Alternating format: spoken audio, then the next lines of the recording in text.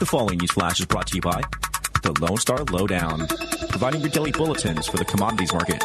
Today in history, news updates, and the inside scoop into the tides of the alternative.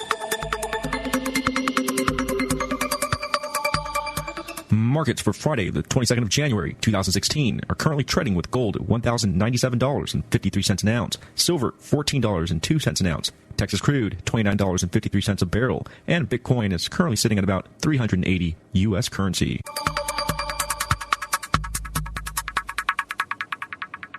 Today in history, Monday, January 22nd, 1506, the first contingent of 150 soldiers entered the city of Rome, marking the Swiss Guard's foundation as the Pontifical Swiss Guard. In recent news, Dwayne Walling, former mayor of Detroit, who in April of 2014, before local news, raised a glass of water as he pushed the button connecting Flint River to the city of Flint's water treatment plant, setting into motion one of the worst lead contaminations of a municipal water system in U.S. history, said that he was deeply sorry for all the problems with Flint's water and that he regrets he didn't somehow find out more about what was really happening. The contaminant? High levels of lead, one of the most dangerous neurotoxins for infants, which leached from the miles of underground piping which negligence at city, state, and federal levels failed to detect or even incorporate emergency protocols for, as required under federal law. This at first turned the water brown, giving it a chlorine odor. As Flint residents began to complain about the color, smell, and taste of their water, state officials were dismissive, according to emails released this week by Rick Snyder's office, Republican governor of Michigan. Even while many residents were complaining of rashes, the contamination wasn't reported to the public for roughly 18 months. EPA Region 5 Administrator Susan Hedman resigned on Thursday, and Governor Rick Snyder, who appointed Scott Kincaid as emergency manager, who was responsible for approving the project, apologized for the crisis and is seeking $28 million in state funds as a down payment for fixing it. The plan was targeted towards saving millions of dollars for Flint residents by using the river instead of buying water from Detroit, at least until the new pipeline to Lake Huron could be built. After reviewing feedback from students and faculty over the past few months, the Wesleyan Private University Board of Trustees decided today that concealed handguns would not be allowed on the Texas Wesleyan University campus. President Frederick G. Slabach said in a brief statement that the feedback received from the members of the campus community was overwhelmingly in favor of remaining a gun-free campus. The Lone Star Lowdown is currently looking to fill some ad space. If you ever apply to a service you'd like to advertise with us, feel free to give us a call at 210-363-2257. This has been your Lowdown for January 22nd, 2016. It's 11:59 at Radio Free America, and this is Uncle Sam with music and the truth until dawn. Right now, I got a few words for some of our brothers and sisters in the occupied zone. The chair is against the walls. The chair is against the walls. John has a long mustache. John has a long mustache. It's 12 o'clock, Americans, another day closer to victory. And for all of you out there on or behind the lines, this is your song. Good evening, ladies and gentlemen, and welcome. I have a joke for you. Okay. The government in this town is excellent and uses your tax dollars efficiently. I see it coming. The moment the helicopter comes with the food. Bitcoin is immune from attack almost completely. With Bitcoin, you actually gain far more from using the computing power to generate Bitcoin. There's a system approaching perfection. It's in time for it to disappear. There's a system approaching perfection. It's in time for it to disappear. We'll walk deeper into the belly of the beast. If it means I'm able to further limit reckless government spending. I mean, I have so many ideas. Some are simple, like take down traffic lights and eliminate the post office. The bigger ones will be tougher, like bring all of this crumbling to the ground.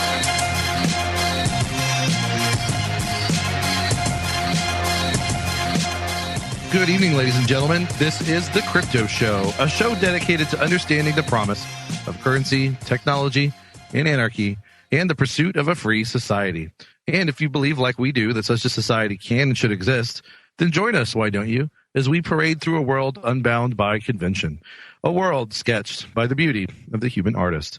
Because each and every one of you listening right now is that artist. So, for the next 2 hours, let go of your most sacred system of thought and entertain the possibility that maybe, just maybe, everything we've been told about currency, technology, and yes, even that dirty little word anarchy, is only one part of an ever-expanding, ever-possible, complex universe of ideas, one that we simply refuse to explore. So what do you say, listeners? Let's do some universe exploring tonight and have some fun while we do it.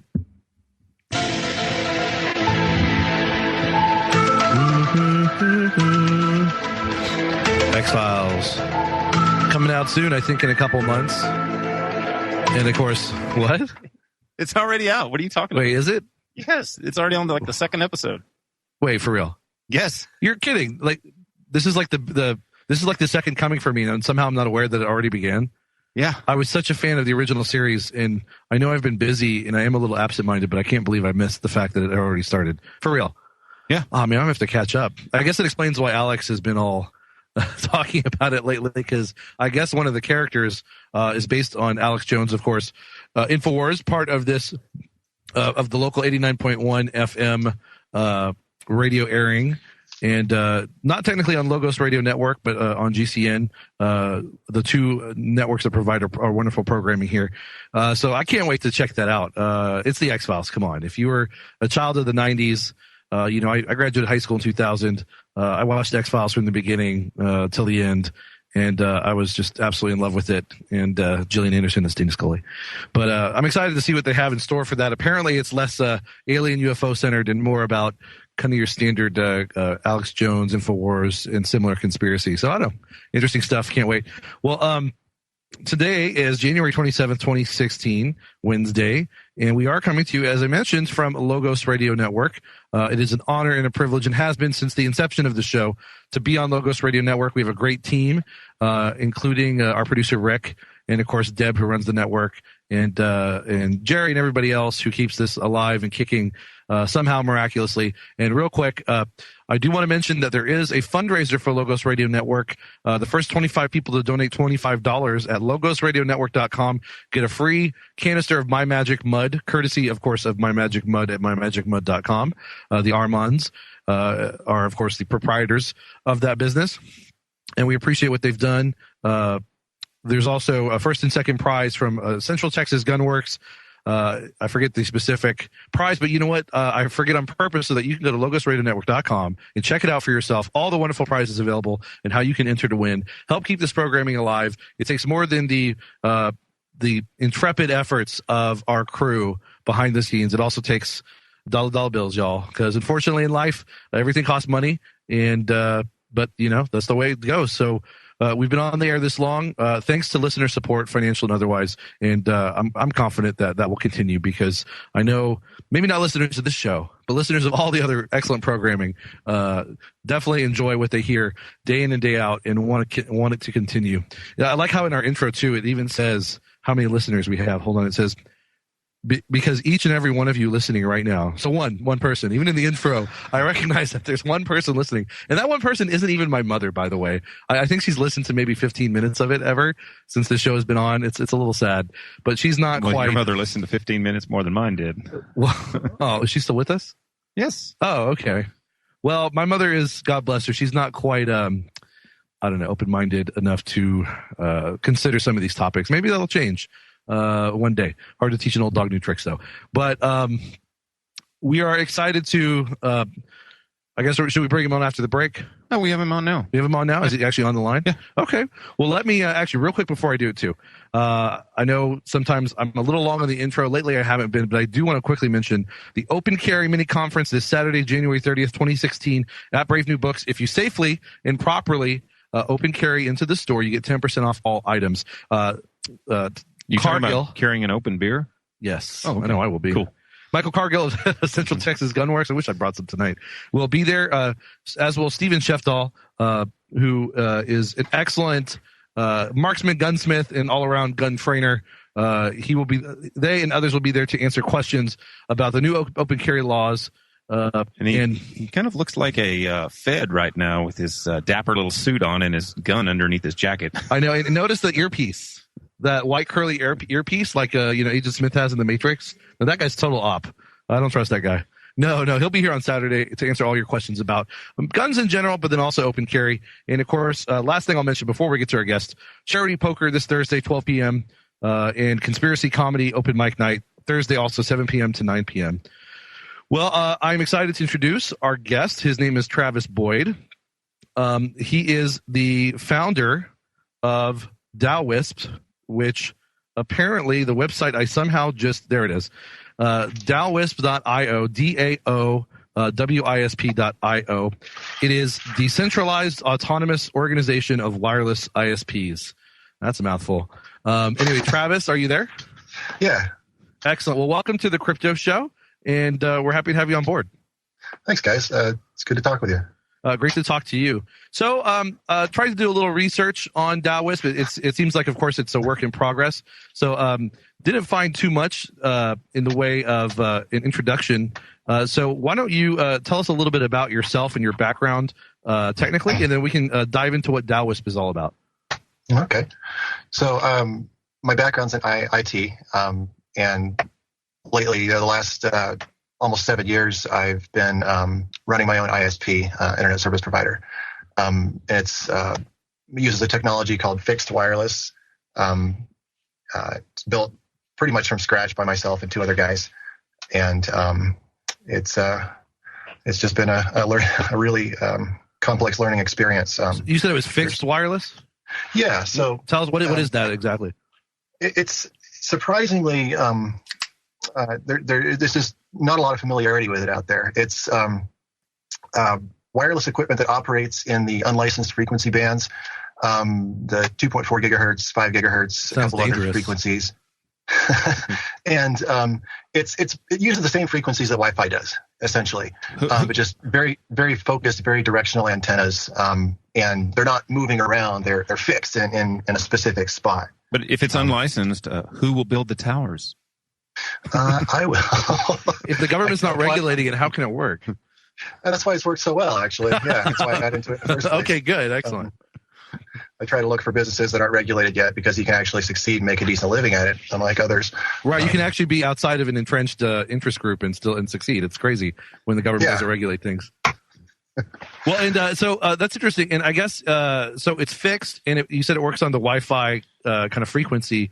And so, like, what's the range on that? Like, how does it work?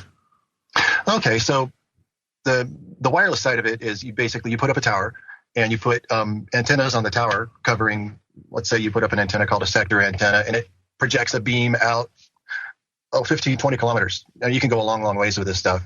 And then on the other end, out there at the customer's house or business or whatnot, you put a dish to pick up the signal. And the bigger the dish, the further out you can go. We've got somebody 20 miles out from one of our tower sites on a solar power homestead that's got a 3-foot dish on the side of their house. That's awesome. Actually, sorry to interrupt you, Travis. Sure. We are coming to break. Travis Boyd of DAOWISP. Check it out, DAOWISP.io. We'll be right back. Stay tuned, guys. Are you the plaintiff or defendant in a lawsuit? Win your case without an attorney with Jurisdictionary, the affordable, easy-to-understand 4-CD course that will show you how in 24 hours, step by step. If you have a lawyer, know what your lawyer should be doing. If you don't have a lawyer, know what you should do for yourself. Thousands have won with our step-by-step course, and now you can too. Jurisdictionary was created by a licensed attorney with 22 years of case-winning experience. Even if you're not in a lawsuit, you can learn what everyone should understand about the principles and practices that control our American courts. You'll receive our audio classroom, video seminar, tutorials, forms for civil cases, pro se tactics, and much more. Please visit ruleoflawradio.com and click on the banner or call toll-free 866-LAW-EASY.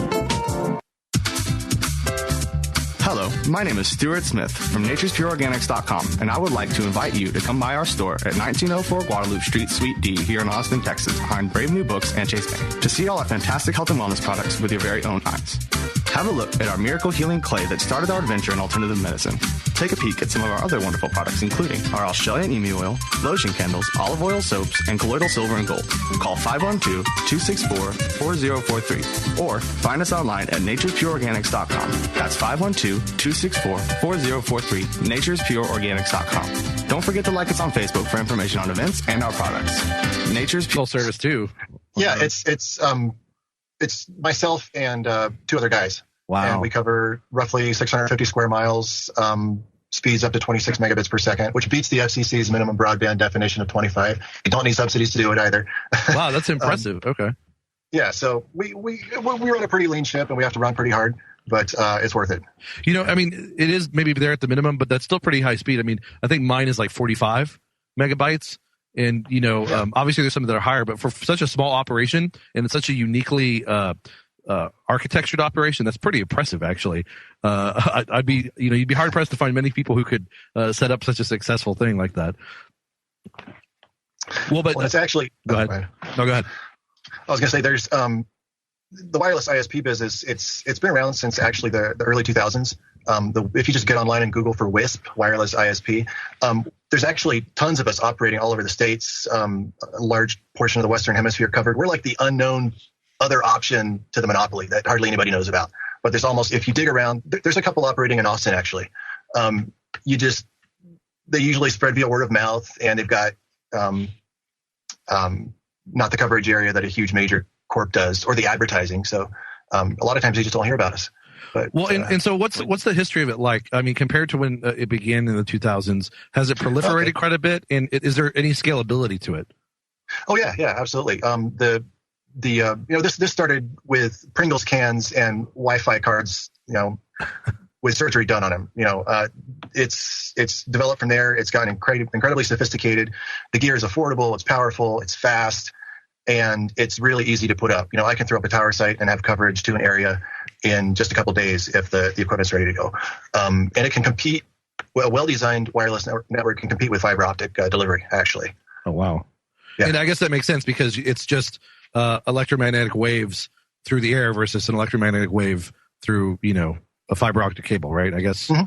Yeah. The wireless systems, they do have some technical situations. It's a shared media. You can only put 30 or 40 customers onto a single broadcast antenna, but the speed of radio waves or EM waves through the air is actually faster than the transmission of light through optical fiber. So it's usually a snappier experience too, as far as the quickness of it.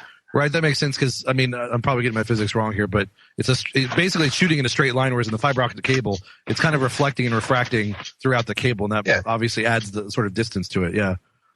Yeah, it zigzags down the line, goes through switches and routers and all sorts of things along the way.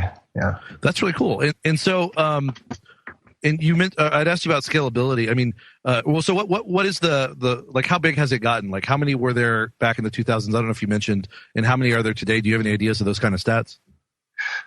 There's just operating in the U.S. There's, I would say, a couple thousand similar companies.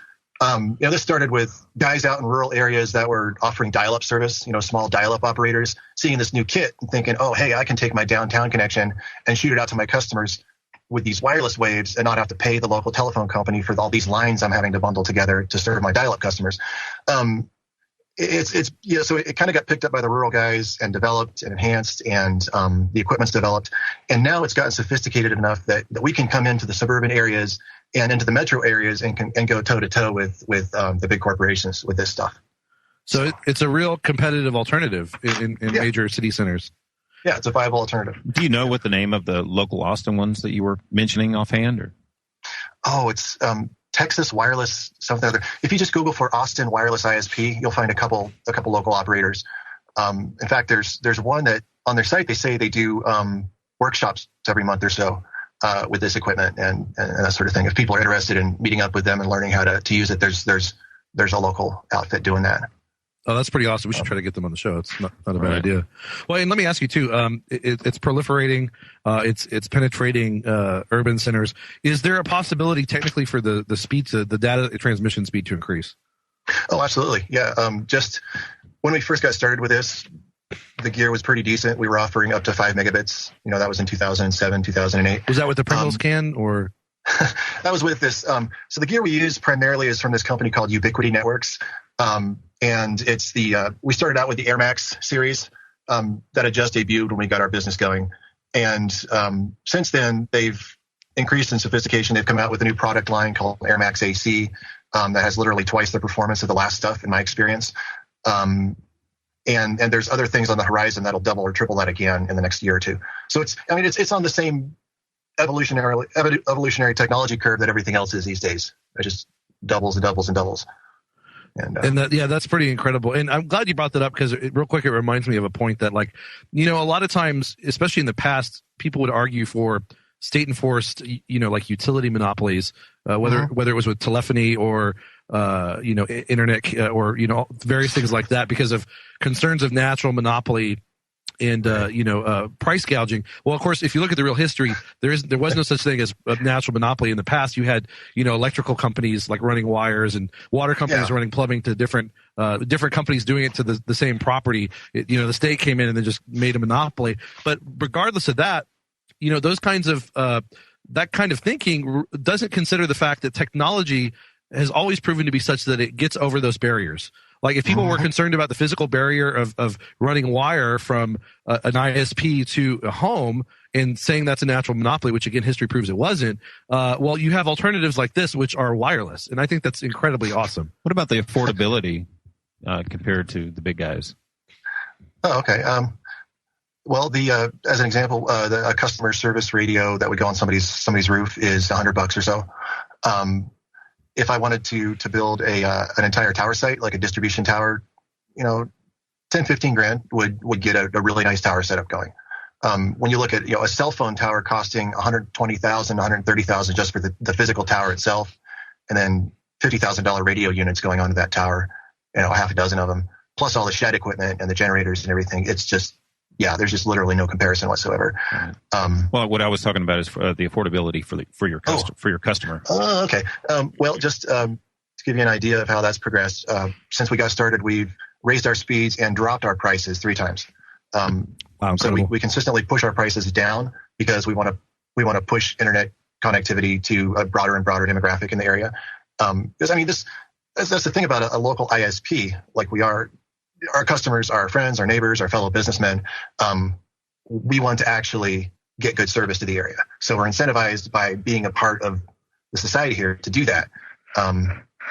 So there's a bit more of a human element in it than you would ordinarily think of for like one of the most hated industries in America, large telecom. Comcast has won the award the last couple of years running.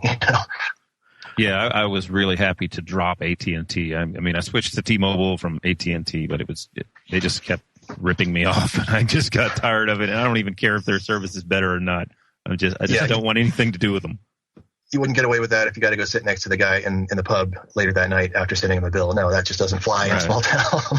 No, that's a great point. Like the fact that these networks are very local, people are bound to come face to face with, or potentially can, with the people running it. So there's that much more, social pressure to do the right thing, I guess. That's kind of awesome. I would love to find that in my neighborhood. I would definitely use that over, the cable service I have now. Internet service. Yeah, totally. I actually dropped my cable. I don't have cable anymore. Oh, really? I don't either. Well, we've got about a minute left till the break. One thing I did want to ask you that you had brought up, Danny had asked about the affordability. I think it's amazing that you've dropped prices 3 times already. But you had mentioned it's a fraction of the cost to set up a tower for this compared to regular ISPs. Does it have the same capacity for serving the same number of people within that area, or how does it compare? Well, let's say you get a larger number of customers in an area. What that means is you got enough income to where you can beam a point-to-point link down to that neighborhood, build a local tower on a telephone pole or the side on top of a building in that neighborhood, and just tighten things up. Go to a smaller cell architecture. You can get denser and denser and denser with this gear. You just turn the power down, get closer to the customer, get more focused antennas, and tighten things up. So that's awesome. We're coming to break with Travis Boyd at Dalwhisp. What a technology. We'll be right back. Stay tuned. The Bible remains the most popular book in the world, yet countless readers are frustrated because they struggle to understand it. Some new translations try to help by simplifying the text, but in the process can compromise the profound meaning of the Scripture. Enter the Recovery Version. First, this new translation is extremely faithful and accurate, but the real story is the more than 9,000 explanatory footnotes. Difficult and profound passages are opened up in a marvelous way, providing an entrance into the riches of the Word beyond which you've ever experienced before. Bibles for America would like to give you a free recovery version simply for the asking. This comprehensive yet compact study Bible is yours just by calling us toll-free at 1-888-551-0102 or by ordering online at freestudybible.com. That's freestudybible.com. You are listening to the Logos Radio Network. LogosRadioNetwork.com. The following news flash is brought to you by the Lone Star Lowdown, providing your daily bulletins for the commodities market. Today in history, news updates, and the inside scoop into the tides of the alternative. Michigan. Even while many residents were complaining of rashes, the contamination wasn't reported to the public for roughly 18 months. EPA Region 5 Administrator Susan Hedman resigned on Thursday, and Governor Rick Snyder, who appointed Scott Kincaid as emergency manager, who was responsible for approving the project, apologized for the crisis and is seeking $28 million in state funds as a down payment for fixing it. The plan was targeted towards saving millions of dollars for Flint residents by using the river instead of buying water from Detroit, at least until the new pipeline to Lake Huron could be built. After reviewing feedback from students and faculty over the past few months, the Wesleyan Private University Board of Trustees decided today that concealed handguns would not be allowed on the Texas Wesleyan University campus. President Frederick G. Slabach said in a brief statement that the feedback received from the members of the campus community was overwhelmingly in favor of remaining a gun-free campus. The Lone Star Lowdown is currently looking to fill some ad space. If you're applying for a service you'd like to advertise with us, feel free to give us a call at 210-363-2257. This has been your Lowdown for January 22nd, 2016. Can't be trusted. Can't be trusted. Can't be trusted. I don't trust no one. Run of my middle, there's a loaded gun. Can't trust it. The CIA. Can't trust it. They want to put me away. Can't trust it. The FBI. Can't trust it. To send another spy. Can't trust it. Oh, the TSA. Can't trust it. Get your hands on me. Can't be trusted. Can't be trusted. AT&T can't be trusted. Big corporations bet with government can't be trusted. Welcome back, guys, to the Crypto Show here on this lovely January 27th, 2016, a Wednesday. And I want to give a shout out to Elizabeth, one of the workers here at Brave New Books, who is having her birthday today. And I hope she has a fun time. I was invited out. I don't know if I can make it, but I think she'll probably have a blast. She's a fun girl. So happy birthday, Elizabeth. What are these? I don't... You know, half of all songs I can't understand the words. My hearing's that bad. Anyway, we are celebrating good times with Travis Boyd of DAOWISP, DAOWISP.io, DAOWISP.io. And our last question basically before the break was how many people, a single tower can handle. And he basically said it can be increasingly, I forget the way he put it, but increasingly sort of refined and fine-tuned to, accommodate more and more people. That's a really cool aspect of this technology. And I like the community aspect of it too. The incentive to sort of keep it beholden to the customers of the community because it is, community based and local. And that's a really cool aspect of it too. Not that a big corporation or business can't be altruistic or community minded, but it's a lot less likely. I'm just being devil's advocate, but it's a lot less likely just because of the size of the organization and not to the geographic and otherwise. And of course, the organization will tend to be in the pocket of the government, which makes it not philanthropic and altruistic, but misanthropic. So that's cool. We need local decentralized things like this. And real quick before we get back into some questions, Travis, you said something off the air that I thought was brilliant. And I hope you let me use this. I don't know if you just came off this off the top of your head or if you say this a lot, but you said the big civilizational clash, centralization versus decentralization. I thought that was brilliant. Did you just come up with that or like? It's been on my mind for a long time, really. Come on, you got it from a Chinese restaurant, right? Fortunately. It's one of those, I mean, if you look at, it kind of goes back to the structure of power in our civilization and how we've been rocking the same pyramidal structure since pre-Babylonian times. We haven't gotten anywhere. And it seems like it just seems like it's the source of a lot of problems. Centralization of power. I mean, it's like J.R.R. Tolkien's great analogy of the one ring of power. Nobody can handle this thing. It corrupts everybody. The only chance we got is to destroy it with decentralization, basically. So that's been a lot of the motivation here. No, amen. So instead of one ring, you have a chain. There you go. Everybody's got their own ring. Yeah. Well, and of course we get that here at the show. Obviously, we're all about that. But that is so succinctly put that encapsulates, so many aspects of the state versus the individual and the problems of history. I really like that. I'm going to start using that. Well, before we get into some other questions, and we still have a few about this awesome technology, I think it would be important just for clarity.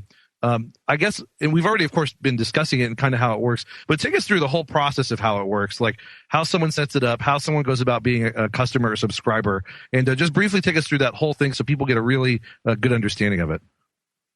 Okay. So basically where this fits in is what's called a last mile network. Really quickly, the four basic essential elements of the internet. You've got data centers where all the stuff's held. You've got long haul networks. Those are the cross country fiber, the undersea fiber that ties everything together. You've got meet me points, internet exchanges in every major city where all these long haul networks come together. And then you've got last mile networks that actually take that service and get it to the end user from the downtown area out to the end user. So let's say you wanted to build your own little wireless ISP. You've got an area, there's no service, or the service is crappy. You want to do something. You would find a decent connection. You get a decent connection somewhere, a fiber optic cable, pay for a commercial grade connection. And then you would hook it into a router, run some cables up, out the window of your space up to the roof, and stick some broadcast equipment on the roof. Let's say a 2 or 3 foot dish antenna pointing off to the hilltop where your tower is. And then you take that fiber optic connectivity, you take it, get it up to the tower site, and then there at the tower site you have a number of other pieces of radio equipment covering your service area, and those would connect kilometers, tens of kilometers out to the customer. And so on the customer's house, you'd have a little radio dish up on their roof or their eaves, and then a cable runs inside and plugs into their Wi-Fi router. And so it's and the whole thing could actually be a standalone system, except that your customers want to get to things like Netflix. Your customers want to get to things like Hulu and Dropbox and Gmail and things like that. So that's why you actually need that connection to the outside world. So it could operate as just kind of an intranet between local community members, but obviously you take it to the rest of the internet so they can all have those services as well. Is that what you're saying? Yeah. So there's a lot of cool little community network projects scattered around. But one of the problems is they never hit critical mass because there's no business model involved. And so there's no money to actually get the good stuff and build a solid, reliable network. And so that's another one of my motivations for doing this decentralized freedom of the internet promoting system that I've been talking about lately. Well, this DAOISP system. Yeah, and actually, let's talk about that real quick. You were kind of mentioning that off air, but before I forget, I have one question to kind of sneak in before we talk about that sort of business model, financial incentive aspect of it. Is this something that can be adapted to satellite? And is there any advantage to doing so? If so, okay, yeah. So satellite is it's a viable internet option if you have absolutely nothing else. The issue with satellite is, and I'm a big fan of Elon Musk and what he's trying to do, but the satellites are 20,000 miles out there in geosynchronous orbit, and let's say you click your mouse at your house, and the click has to go through your network equipment, out the dish, up 20,000 miles, back down 20,000 miles to some source of internet at a ground station somewhere, and it just adds delay and latency, and so it always sounds like, if everything you do online feels like a long distance call, it's kind of a drag. That being said, the new satellite system that Musk has been talking about, this low Earth orbit satellite network, he's actually pitching it as being able to deliver fiber optic equivalent connectivity to networks just like the one that I built out. So wow. So you could put up a satellite uplink to this fairly low latency, low Earth orbit satellite system that he's talking about putting up, and then distribute outwards from there with this fixed wireless equipment that I use. Because it's, a lot of the media says free internet from the sky. No, free middle mile service to network operators, except it's not free. We'll have to pay for it because he's not going to do it out of altruism. He's got a business to run too, So I think it's got a very valuable place, the newer satellite networks coming with my type of system for actual customers. I'll buy connectivity from those guys, certainly. That'd be great. I'd love it. But well, that's pretty cool. Yeah, I wasn't aware of that project by Elon Musk. That's a pretty interesting idea. And yeah, I get what you're saying with the sort of limitations of satellite, although that's when they make their payment, the crypto payment is distributed through the network according to the path that their data took. And this is sort of part of a larger architecture that I'm thinking about, where each and every tower site or group of tower sites is independently owned and operated, and they're all sort of tied together with longer distance, high speed microwave links. And so if a customer's traffic zigzagged across this certain set of towers to get to the content that they want, at the end of the month, their payment is distributed back through the network to each of those owner operators according to the path that the customer's data took. And it creates all sorts of great internal incentives for keep having your tower have good uptime, having lots of fast connections to other tower sites and other operators, putting a big battery bank on your tower so it doesn't go down and you miss out on an hour of income. All sorts of proper behavior that I would consider for a good, solid telecom network. Are you familiar with ProTip? ProTip. Yeah, it's basically it's kind of like a change tip, but it's a pro tip, and it automatically leaves it automatically leaves like a small micropayment tip behind it everywhere that you visited. So cool. You could actually use kind of the same model to pay those towers, each one of those towers. Mm-hmm. And then so I think I'm also a big fan of cryptocurrency. I think it's a great force for decentralization, and so part of this is a motivation to, push for a greater adoption of cryptocurrency. And what better way to push for adoption from my, perspective, the skill set that I've got, than to build an ISP architecture that accepts cryptocurrency. Exactly. We'll be right back, guys. Yeah.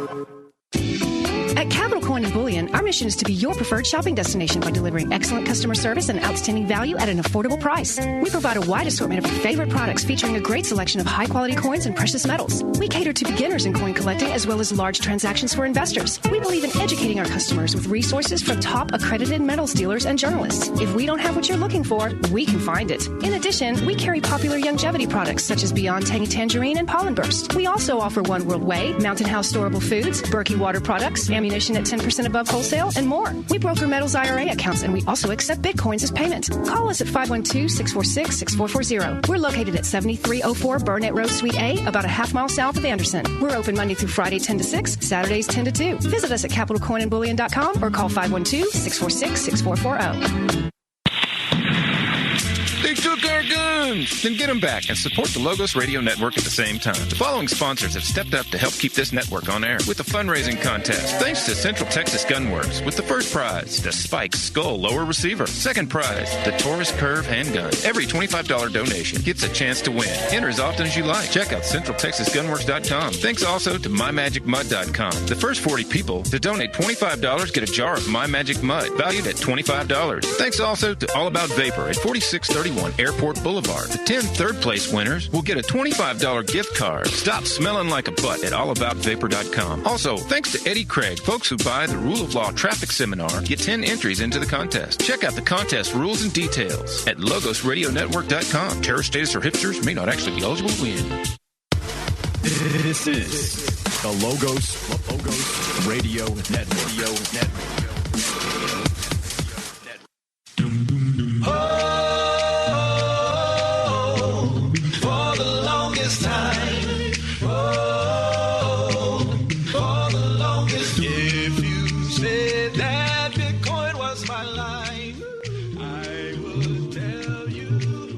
Welcome back, guys, to the lovely sounds of Zhaotong. Zhoutonged. The ED is silent. He is, of course, a Bitcoin parody musical artist and very talented, great vocalist, great lyricist. We've had him on the show. Check him out. I think it's Zhaotong.com. Again, ED. Zhoutonged. So check that out. And, of course, welcome back. January 27th. 2016, Wednesday, here on Logos Radio Network. Don't forget the fundraiser, brought to you by Brave New Books and Hill Country Home Improvements. We're talking with Travis Boyd of DAOWISP, DAOWISP.io. And he was just telling us about the incentive structure for the network. And a quick question I have about that, which you basically answered off air, I think, is the incentive structure paid out through Bitcoin, or do you have a internal cryptocurrency that you use for the network that then people, trade out for Bitcoin? Okay. So, due to Bitcoin's familiarity and the widespread ecosystem, the customers would pay in Bitcoin. But the internal sort of distribution system would, I'm looking at using Dash for that because of the speed and the feature set. And it lets you do a number of other really interesting things as far as equity situations inside the network. And there'd actually be a number of sort of private blockchain databases running inside the network to track performance and including some fancier stuff. You'd need a couple of Ethereum scripts to parse the traffic logs from the performance stats that you're getting that are aggregated by these blockchain databases. And because there's so many puzzle pieces. It's actually almost changing on a daily basis as some new project comes out with some crazy new feature set. This ecosystem is developing so fast that it's like having a box of Legos that grows and grows every time you open it. It's fantastic. I like that analogy. No, it is. It's pretty incredible. Just all of the new functionality that comes out. There's just a lot of smart people working on these projects. And I like too how, as you've kind of demonstrated and you've kind of called for it and said would be an aspect of these WISPs, for instance. There's a lot of philanthropic and community-minded thought and principles that go into a lot of these projects. Of course, everyone still needs to make a buck, and that's perfectly, that's perfectly good. Yeah. But I love how that's, the drive to make money is mixed up with the drive to just better the human environment, and I really applaud that. Just across the board. Yeah. Well, and so that's really cool using Dash on the internal side. Dash, check it out, guys. Of course, we have an episode, or I think a couple episodes with what is his name again? Evan Duffield. Evan Duffield. That's right, from Dash. So check that out. Let's see. I wanted to ask you. We kind of touched upon it already, but in a way, it's obvious. But still bears asking for our listeners. How does the WISP network help people in rural areas or help the underprivileged? Okay.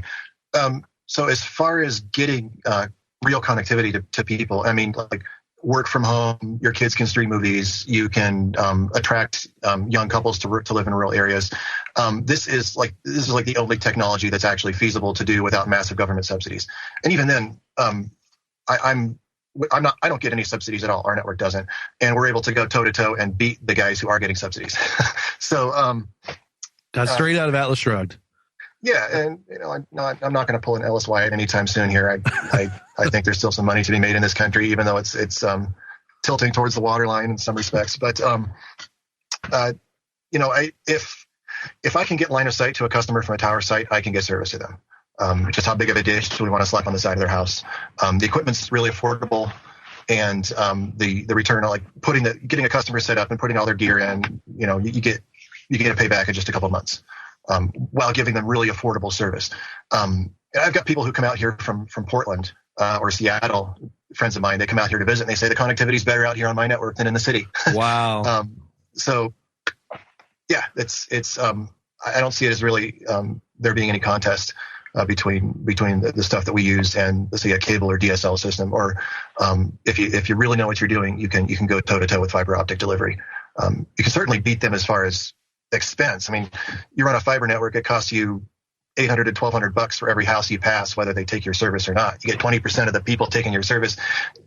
You might never see a profit ever, unless you're getting subsidies or subsidizing it through your other businesses like the Google Fiber build outs do. Well, I didn't realize how expensive it was. And so are you saying that a lot of the big ISPs do take subsidies? Oh yeah, absolutely.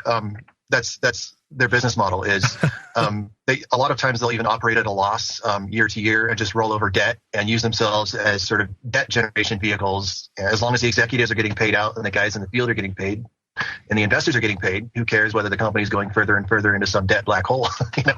Which, if you think about the way you just described it, that's a racket or even a pyramid scheme, or at least in essence, potentially.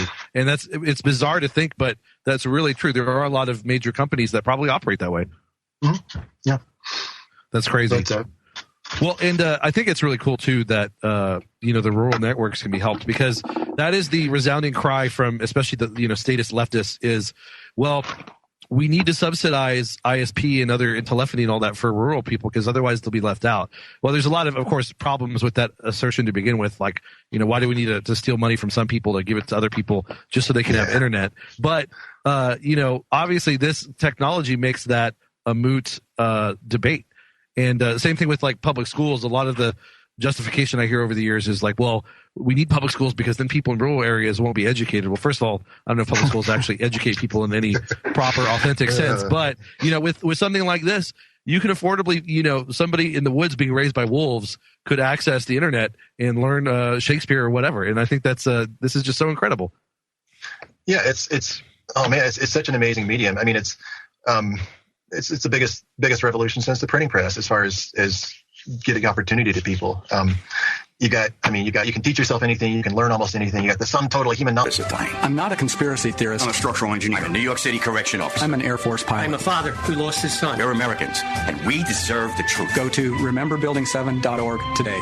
Hey, it's Danny here for Hill Country Home Improvements. Did your home receive hail or wind damage from the recent storms? Come on, we all know the government caused it with their chemtrails, but good luck getting them to pay for it. Okay, I might be kidding about the chemtrails, but I'm serious about your roof. That's why you have insurance, and Hill Country Home Improvements can handle the claim for you with little to no out-of-pocket expense. And we accept Bitcoin. As a multi-year A-plus member of the Better Business Bureau with 0 complaints, you can trust Hill Country Home Improvements to handle your claim and your roof right the first time. Just call 512-992-8745 or go to HillCountryHomeImprovements.com. Mention the Crypto Show and get $100 off, and we'll donate another $100 to the Logos Radio Network to help continue this programming. So if those out-of-town roofers come knocking, your door should be locking. That's 512-992-8745 or HillCountryHomeImprovements.com. Discounts are based on full roof replacement. May not actually be kidding about chemtrails. You're listening to the Logos Radio Network at LogosRadioNetwork.com. I've been walking a tightrope between fact and fiction.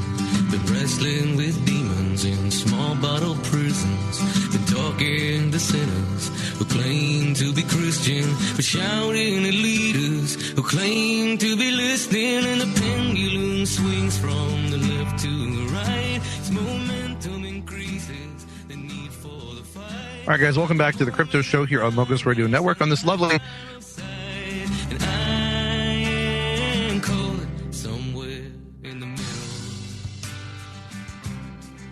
Welcome back, guys, to the Crypto Show here on this lovely January 27th, 2016, a Wednesday, here on Logos Radio Network. Check out the fundraiser at LogosRadioNetwork.com.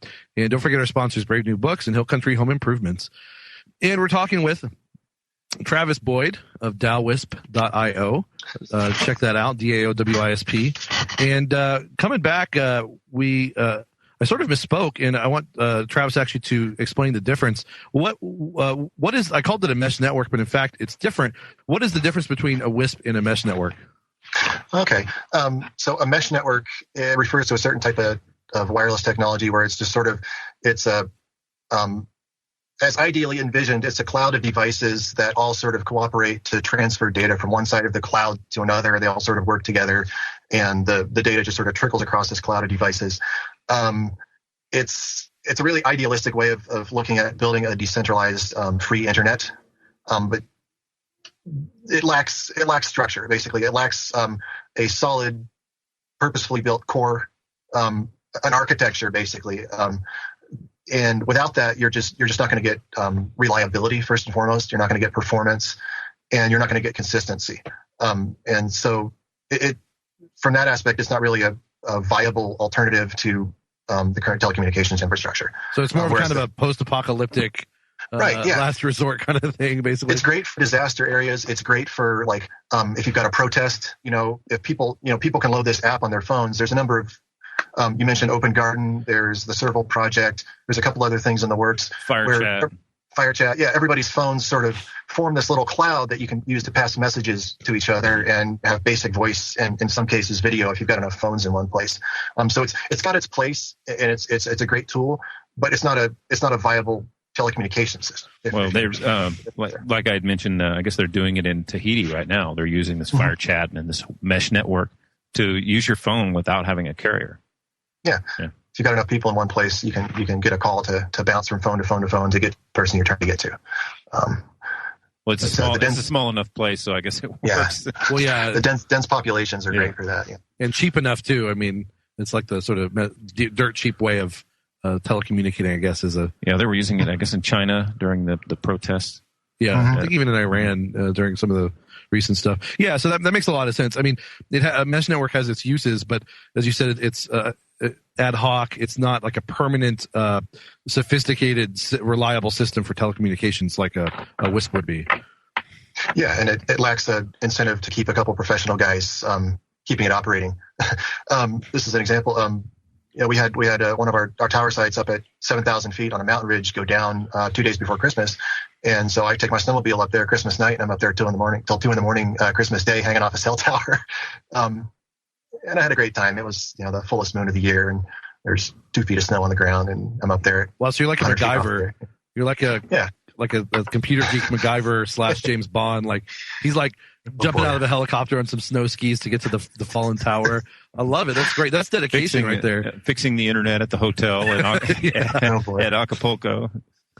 It's a whole lot of fun though. I love building things, and I think there's a lot of engineers in the freedom space who loves building things in a similar fashion. So I had the good fortune to run into two other guys at Acapulco last year who we fixed the sort of tuned the hotel Wi-Fi up together, and those guys are actually both still in Acapulco right now, where we got there's some interesting fixed wireless things going on that if you guys come down, you'll get the chance to take a look at. No, it's when we come down.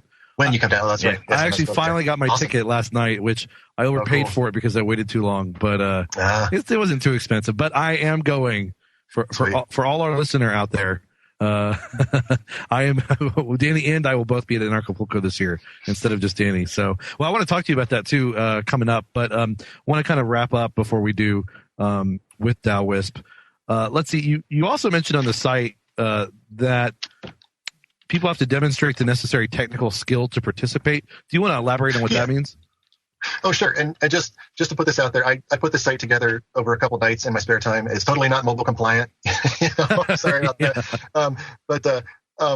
So yeah, I see a lot of these more technical disciplines as sort of a meritocracy. Where if you demonstrate the chops, you've got a place at the table.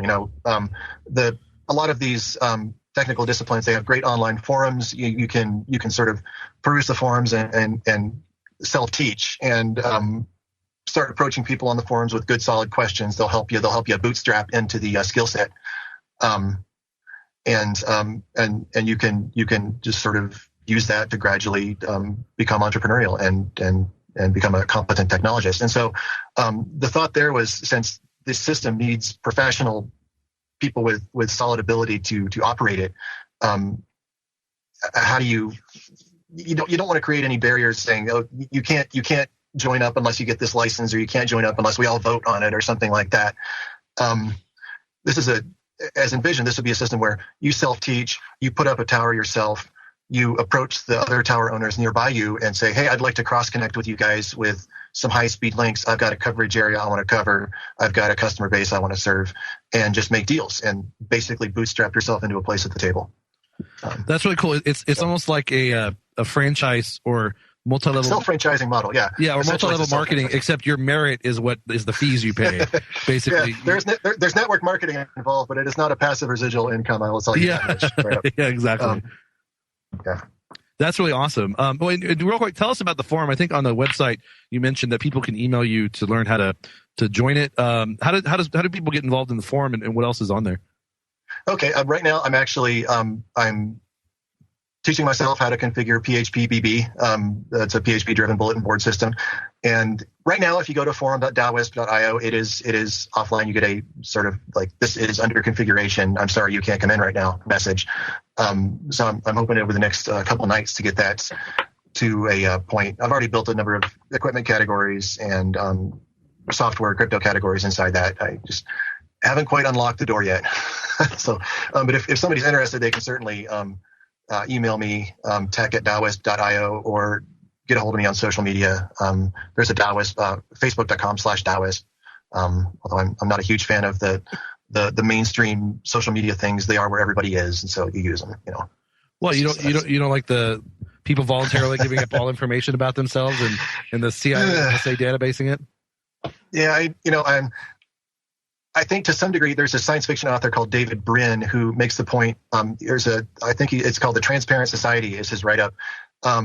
He actually makes a wisecrack in there. In the future, all bathrooms are glass bathrooms, which is a horrible, horrible thought. And I don't want to think that, but it's to some degree he kind of sees the future and that privacy is going to become a more and more scarce resource. And so it's important to basically build a different civilizational structure that doesn't give any one group or person a big lever of power by knowing everything about everybody else. And so if we have the chance to level the playing field before we get into that sort of panopticon style technology system, I think there won't be quite so many issues. But no, I agree with you there, and that's I like that the what was it again? The open bathroom? In the future, all bathrooms are glass bathrooms. Yeah, and it's not just the scarcity of privacy, but the scarcity of the mentality to preserve privacy. People these days no longer want it. We'll be right back with Travis Boyd. Stay tuned. Do you feel tired when talking about important topics like money and politics? Sorry. Are you confused by words like the Constitution or the Federal Reserve? What? If so, you may be diagnosed with the deadliest disease known today, stupidity. Hi, my name is Steve Holt, and like millions of other Americans, I was diagnosed with stupidity at an early age. I had no idea that the number one cause of the disease is found in almost every home in America, the television. Unfortunately, that puts most Americans at risk of catching stupidity, but there is hope. The staff at Brave New Books have helped me and thousands of other Foxaholics suffering from sports zombieism recover. And because of Brave New Books, I now enjoy reading and watching educational documentaries without feeling tired or uninterested. So if you or anybody you know suffers from stupidity, then you need to call 512-480-2503 or visit them at 1904 Guadalupe or bravenewbookstore.com. Side effects from using Brave New Books products may include discernment and enlarged vocabulary and an overall increase in mental functioning. Are you the plaintiff or defendant in a lawsuit? Win your case without an attorney with Juris Dictionary, the affordable, easy-to-understand 4-CD course that will show you how in 24 hours, step by step. If you have a lawyer, know what your lawyer should be doing. If you don't have a lawyer, know what you should do for yourself. Thousands have won with our step-by-step course, and now you can too. Juris Dictionary was created by a licensed attorney with 22 years of case-winning experience. Even if you're not in a lawsuit, you can learn what everyone should understand about the principles and practices that control our American courts. You'll receive our audio classroom, video seminar, tutorials, forms for civil... Yeah, the Taoist platform, a lot of the current cryptocurrency projects and blockchain 2.0 projects are basically, by operating on the current commodity internet, you're operating on enemy territory. Basically, you're uncontrolled. You're behind the lines, so to speak. And a separate actual physically solid platform to operate on would kind of lift all boats here. And not only that, at every single one of these tower sites, you're already going to need a stack of low power servers. Throw a full node on there. Throw a number of blockchain caches on there. Throw some storage on there for MadeSafe and storage and the Alexandria project and all of these decentralized projects that are going on. And it would just it would help everybody to my perspective here. So just wanted to throw that out. No, I don't disagree. And that's what's so amazing about the technologies that are out there. They will help everybody. The decentralizing peer-to-peer, technologies, pretty amazing stuff. Well, I guess let's switch gears. And again, don't forget, guys, the wireless internet service providers, or in his case, DAOWISP.io, decentralized autonomous organization of wireless ISPs. And obviously those are relevant words behind the acronym, but were you trying really hard to throw DAO in there, like for, sort of mystical reasons, or? I thought it worked out pretty well. Yeah. I've been looking at the whole decentralized autonomous corporation, DACs, DAOs, DCs, the concept of that for a really long time. Actually, I don't know if anybody ever participated. There was an old online project called Laissez-Faire City where a couple of things like this were kicked around, building autonomous agents. And it's been talked about in the literature for a long time. So when I saw this starting to happen, I was like, okay, you can write modules that do business activity sort of semi-autonomously, and you can dump currency in one side and it... Do you mean kind of like bots, like kind of quasi-artificial intelligence type things? Or? Yeah, it's like the very beginnings of an artificially intelligent structure, or an artificial life structure, if you will. It's kind of like a plant at this point. You feed it and water it and it produces something, I would say. It's a pretty good analogy. Pretty cool. Yeah, I'll have to look more into that. Well, awesome. So decentralized autonomous organization of wireless ISPs, DAOWISP, DAOWISP.io. Really cool stuff. Travis Boyd. Well, let's switch gears to an equally fun and exciting topic. You had mentioned last year that you had gone to Acapulco, and of course you saved the day by fixing the internet. Well, we tuned things up a little bit, yeah. I and two other guys did, which is really appropriate because, in the microcosm you fix the internet, and in the macrocosm you are fixing the internet with DAOWISP. So that's a really cool sort of parallel. I like that. As above, so below. Well, and you're attending this year as well, right? Oh yeah. I'll be heading back down here in just a couple of weeks. Yep. And are you going to be speaking, or are you just attending?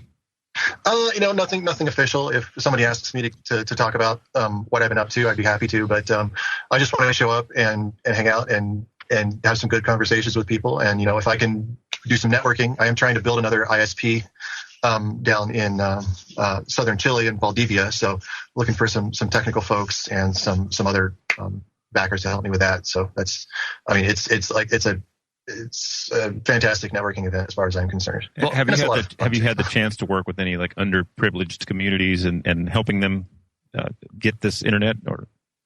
Besides the rural U.S. Yeah, like in Mexico or Chile, wherever.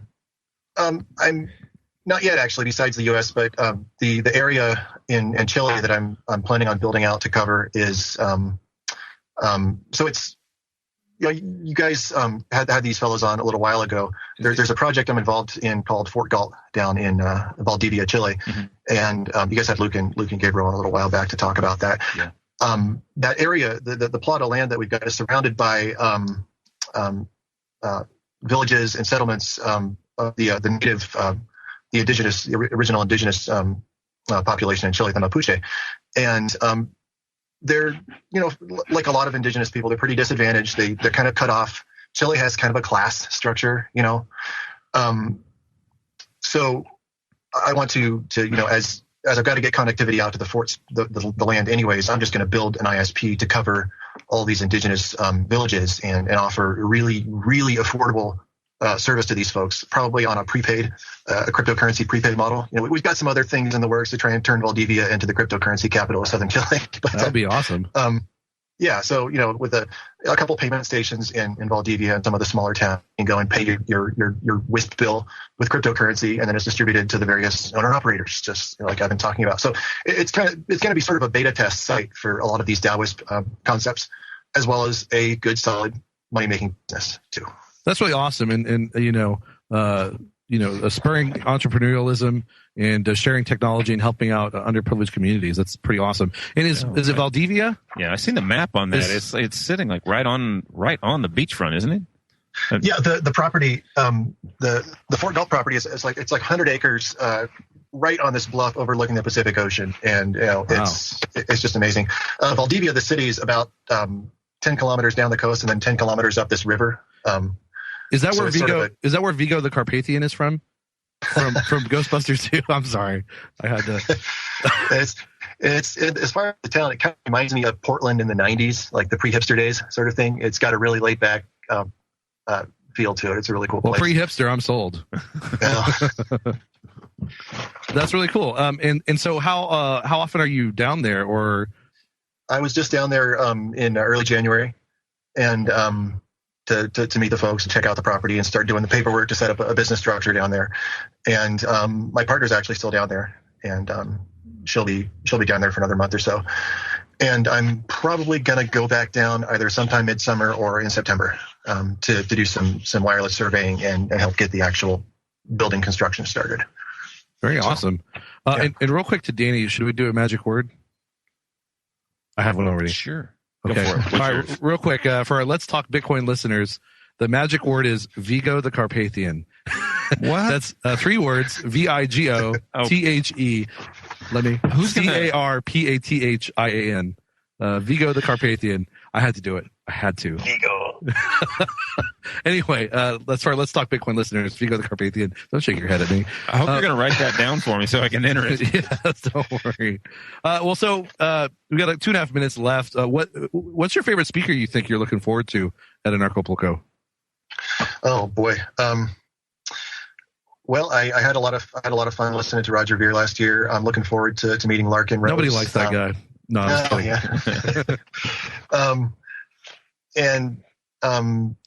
really I really like the speaker lineup that they've got. But what I really, really enjoy is the after everything's said and done and everybody's just hanging out in the evenings outside down on the beach or around the pool or whatnot. That's what I'm going for. Yeah, the speaking portion is a good time to sleep off your hangover from the night before. Right. I made it to most of them last year. But did you make James Corbett? I did, yeah. I heard he's got some other personal things that'll keep him from attending this year. Yeah, unfortunately, I was really excited to meet him. He's been on the show a couple times, so we've been very fortunate. But Danny got to meet him last year when he went, but I unfortunately did not, and I guess I won't this year. But yeah, he's pretty nice guy. No, he's pretty awesome. Well, I got a little over a minute left. Any final thoughts for us, Travis, about Taoism or anything you want to get off your mind?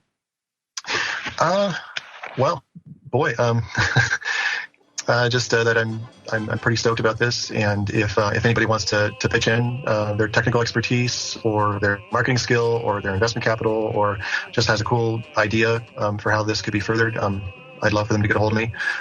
tech@daoisp.io, facebook.com/daoisp. And as a networking professional, I'm pretty easy to find online. I don't have the luxury of privacy. My name's on all the routing databases and the IP space, and I've got to be unfortunately track downable.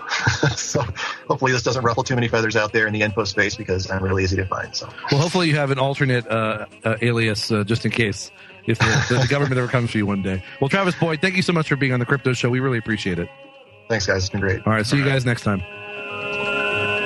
Bibles for America is offering absolutely free a unique study Bible called the New Testament Recovery Version. The New Testament Recovery Version has over 9,000 footnotes that explain what the Bible says, verse by verse, helping you to know God and to know the meaning of life. Order your free copy today from Bibles for America. Call us toll-free at 888-551-0102 or visit us online at bfa.org. This translation is highly accurate, and it comes with over 13,000 cross-references, plus charts and maps and an outline for every book of the Bible. This is truly a Bible you can understand. To get your free copy of the New Testament Recovery Version, call us toll-free at 888-551-0102. That's 888-551-0102. Or visit us online at bfa.org. Looking for some truth? You found it. LogosRadioNetwork.com.